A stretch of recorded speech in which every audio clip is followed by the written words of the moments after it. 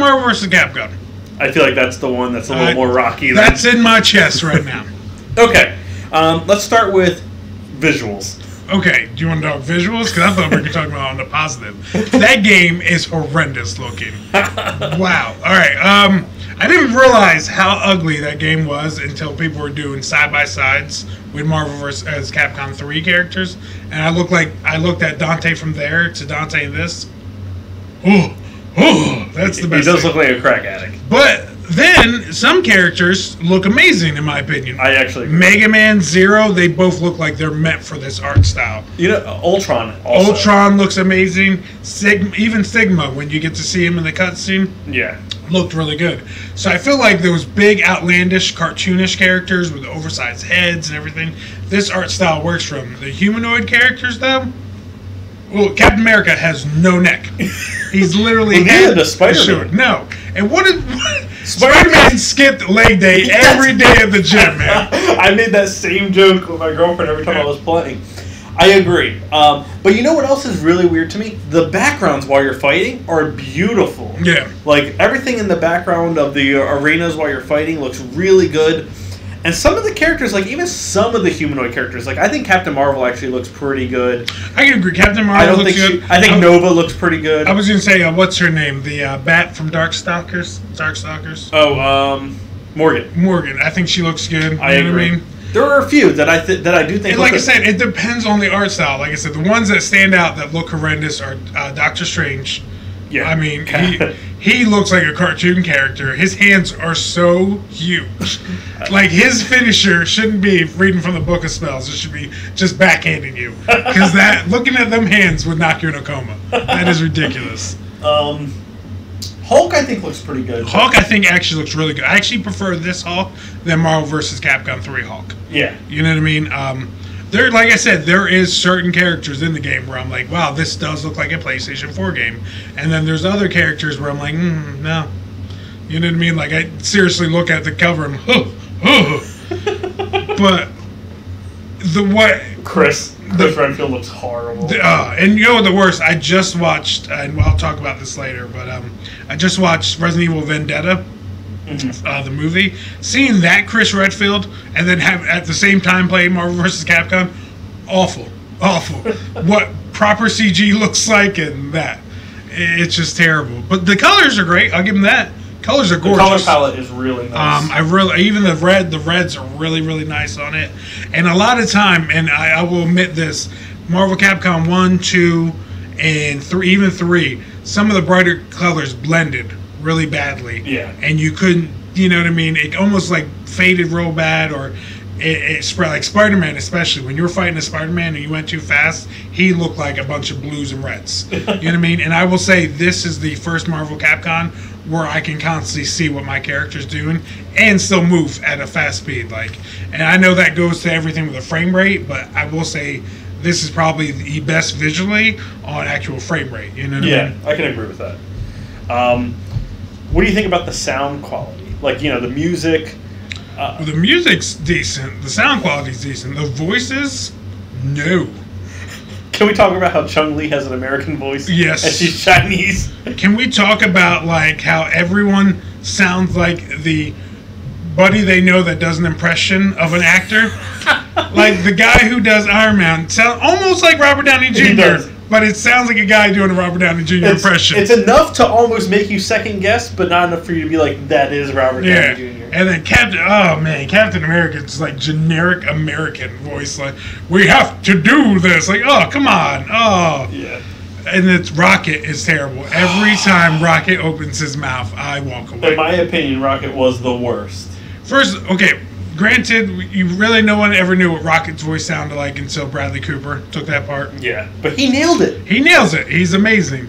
You could have got anybody else.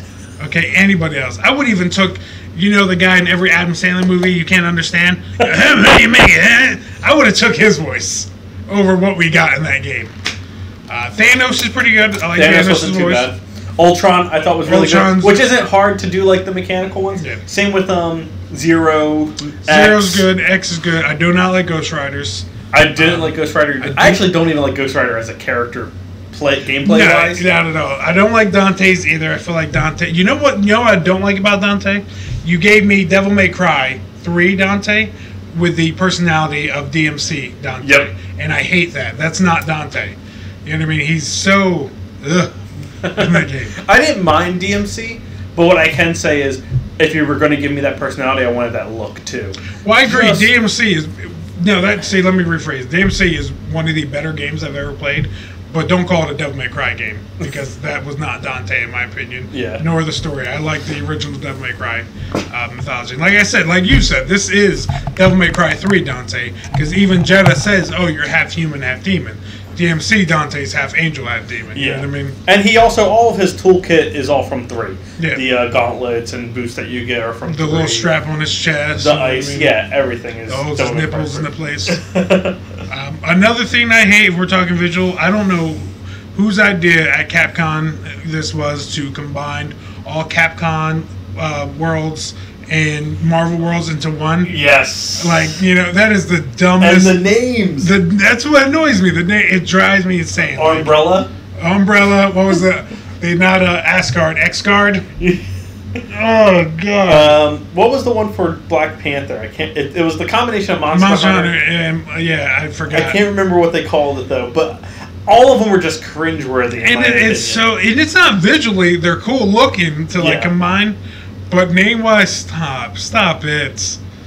Well, I also thought it was weird that everyone kind of seemed okay with this combination of worlds. No one once was like it wasn't like Black Panther was like, "Hey, all you Monster Hunter people need to get out of my kingdom." Yeah, it's like they're part of us now. That's another weird thing. The game's starting off 88 days after the incident. You know what I mean? Yeah. And I know I'm to the point in the story. You finished it. I'm in the point of the story mode right now where they're starting to do flashbacks. But I know when the game started off, I was like, did I mess up? What is going on? I have no idea what's going on right now. All right, you know what? Let's just get to it. Probably the worst part of this game. Story? Let's talk about the story. Okay. I'm going to start off by saying me and you both bought the collector's edition. Now, how much was that? $90. There's one more above that. Yes. Which was how much? That one was 100 and something. I forget exactly. It came with the 4 statues. 4 statues and the gems. And the Infinity Stones. My issue with this game is I spent $90 on what potentially is a decent fighting game. And that's it. Nothing spectacular about this. When it comes to the fighting mechanics, oh, great. When that story is cringe, where it is awful, man. That story is... It is. The story, the dialogue, the look, the cutscenes, the animation, the fact that after every 20-second cutscene, I have to load? And then... Oh my god, that was driving me crazy. And it's worse in the very beginning, because you're doing fight after fight to introduce you to the new characters, and you're just like, can I at least get a cutscene that's at least over 2 minutes? I think that's the issue. Injustice did it so intelligent. They hid the load times in the cutscenes. Yeah. So you never felt like you were waiting, and it was such a genius idea. And the problem is they didn't do that. And I honestly, we had this discussion before. I feel like the story mode was tacked on last minute. It really, you can tell from the voice actors to everything. I honestly feel like the voice actors they had to say the lines in the game, they're like, hey, can you guys come back and record a lot of dialogue because now we're putting a story mode into it. And the story mode's 4 to 6 hours, I think they said you can get out of it? Yeah, it's about 4 to 6, I would say. Which is ridiculous, but like I said, in a world where the Tekken story exists and Injustice, both Injustice, Mortal Kombat now. You should be ashamed of yourself. That story is awful. And that was something I said to you when you called me up to talk to me about it. I said, you know what?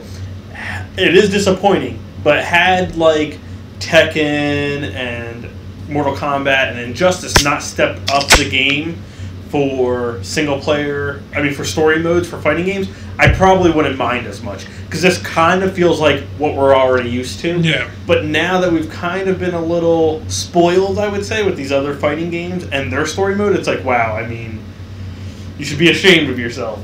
With that being said, I can't say I'm not enjoying the game because when I'm playing with my son, who I play with mostly, I'm having a blast. Yeah. We are having a blast. And just know the story mode is no.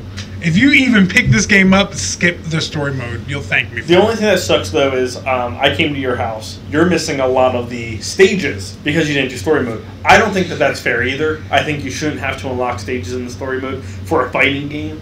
I feel like those should just be given to you. But that was something that I was like, man, that kind of sucks. I don't feel like the story mode should, especially this one, shouldn't be required for me to play. It's not good at all. It isn't. To go into the actual gameplay itself, I know we both had this discussion. They dropped a character in it. I went down from 3 to 2 with this one. You also can't do tag assists. Yes. Me, personally, I actually like the 2 characters. Because what they've replaced the 3rd character with is the stone system. What? Nothing. I'm just laughing because as soon as you said stone, I thought of soul stone and how much I hate that stone. I'm just saying, but I really like that system, and it was funny. The first night I got it, me and my wife were playing it together, and she doesn't play video games very much, but she picked the Stone Stone because she liked the way it looked, and I picked the Reality Stone, and she by mistake triggered it, and it brought one of her characters back, and I was like, that's awesome. Like, you know what I mean? It makes me go back as a person that plays fighting games and rethink my roster, the way I'm going to fight if I know she has the ability to bring back one of her characters. Yeah. You know what I mean? And vice versa, like the space gem, the one you like to use all the time, it makes me realize that if you're going to pick that stone, I need somebody that has a final or a finisher that, you know, can project far away, because you're going to stick me in a tiny box. Yeah. That I can't do anything, you know? So I think that's really interesting. I really like that concept, actually. I do like the stones because it is different. It just felt weird to me because I've been so used to Marvel vs. Capcom being able to call for an assist while I'm in the middle of a combo that I was like, oh man, this is weird that I can't call for the assist. And the soul stones are weird only because if you're in the middle of a combo and you hit L1 just to do, not to activate the stone completely, but to do its like first effect, the space stone pulls you closer, mind stone like pulls them into a thing and drops them. Yeah.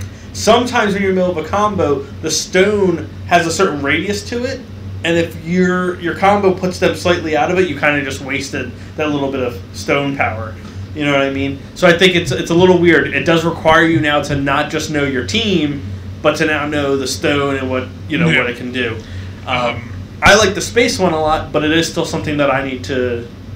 And like you said, I kept playing with the cheapest one, the Soul one. Oh my just God. because I really like the Soul one. Like, there's nothing better than to me to go, I have another retry in my head. If things that work It's out. funny because back when the game was coming out and before it even came out, the developers were being interviewed and they were talking about the Soul Stones. And like the nice thing about the Soul Stones is it gives players who aren't very good at the game an advantage. And the first thing I thought of was, well, what about the guys who are already really good and are using these things? You know what I mean? Like, you're better than me at fighting games. I'll openly admit that. The only one I would probably say that we're toe-to-toe with is Smash Brothers. Yes. That's because Smash Brothers isn't so much about combos. It's more about your positioning than it is about knowing what buttons you're pressing when.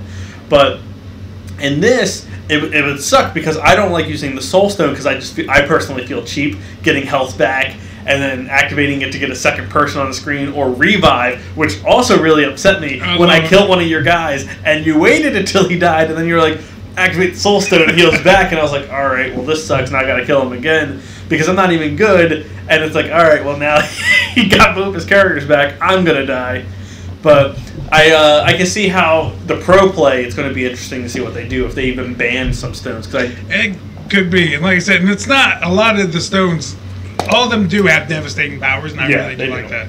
But in general, I really just like that concept. I do like a concept where, like you said, it doesn't just matter your team now. It matters you knowing what stone and what stone goes well with each team. And it's funny that we both have our regulars already. You know, I mean, the game's only been out for, a week? Yeah. And we both have our regulars. But we've honestly been going out of our comfort zone. I usually use Chris and Dante. Those are my two favorites. But I just started using Gamora more because she's pretty nasty in that game as well. My original team when I started, so no matter what, I wanted Dormammu to be one of my mains. Don't care what anyone says. I know when I was playing him, you're like, he's lazy. You don't really like Dormammu. Nope. I love Dormammu. I think he's probably one of the best characters in the game, personally. You can feel differently if you want. Hey. But at first, I used him in Ultron. But I felt Ultron never really synergized well with him. So then I switched to Dante, and I was like, okay, this is working out a little better. But I'm still trying to figure out exactly... Right now, I like him and Dante, but I'm trying to find that second character that really meshes well with him. And I feel like you got that possibility. I think Zero's really nasty in that game. I really like his. I'm usually, and you see my style. I like the guys with the juggling combos and fast-paced characters. They're always my favorites. That's why I don't like people like Thanos, Hulk, and I stay away from them. I've never been good with powerhouses. Yeah, I don't like slow characters personally. Which is hilarious because, you know, I'm 6'2", 300 pounds for life, and I'm like, I want a small, agile guy in a video game form. That's what I like. Okay. Let's move on to the next game. Oh, you know, before we do that, I'm sorry. What would you say this is? Let's give it a score, too. I know we don't usually like to. Honestly, if you asked me the opening day, I would have said this is a skip. Do not buy. After playing it a little more with my kids, you in general, I would say this is not a must-buy. This is a definitely buy if you're a Marvel Capcom fan. I would not recommend going for the $90 edition. I would stick with $60, and if you want those additional characters, spend the money you have to. Because at the end of the day, now thinking about it, I probably wouldn't have got all 6 characters anyway. Yeah. I would have picked and choose which ones I wanted. The main one so far from what they've shown that's really exciting me is the Monster Hunter character. She's really the only one I really want, but I can understand that. Now, what would you give it a score 1 to 10 if you had to score it? 7. Okay. So I would actually give it a 7.5. I'm in the same ballpark as you, and I actually I would say this is a buy if you see it on sale.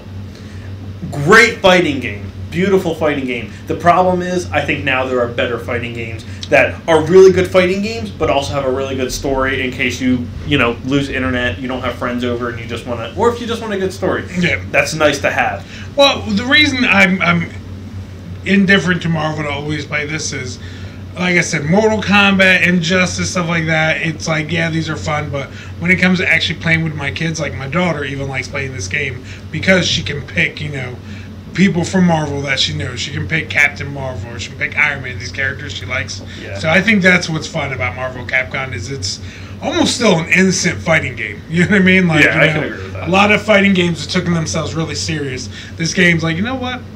I'm going to make Chris Redfield fight Spider-Man while a giant symbiote chasing him in the back. Let's do this, all right? I like it.